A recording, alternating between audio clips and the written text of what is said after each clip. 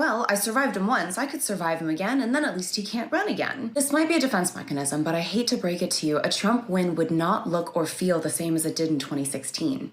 How? Well, number one, remember when Trump took office, he made a lot of missteps early on. He campaigned on getting rid of the Affordable Care Act, the now infamous border wall, comprehensive immigration reform, and more. But a lot of his policies were never enacted. Some damage was done, but with less bumbling, it could have been worse. That's not the case this time around. Many of the proposals in Project 2025 or Agenda 47 are meant to be quickly implemented without congressional sign-off. He's getting ready to wield executive power to fulfill his dictator for a day promise. Number two, the Republican Party has changed. A few years ago, MAGA was the anomaly, but now the GOP is firmly the Trump party.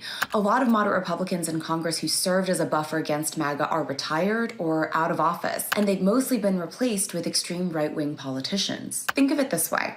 10 Republicans voted to impeach Trump for his actions in the January 6th insurrection. Now, 4 of them have retired and 4 have been voted out of office. So who is checking Trump in the Senate or the House? Especially if he's also notoriously fired or threatened anyone who dares to go against him. Number 3, the Supreme Court is firmly conservative. Trump appointed 3 justices in his last term, and they've made it pretty clear they're on board with the MAGA interpretation of the law. Not only was Roe overturned, but they've granted him presidential immunity, essentially putting him above the law. But perhaps most importantly, saying survival implies that this is something you think you can't preemptively stop, that you have to endure it. But we're meant to be active participants in our democracy. This is preventable, and just because we survived once doesn't mean we have to fall in line because we're tired or anxious or scared. So we can either go into survival mode or we can make our voices heard.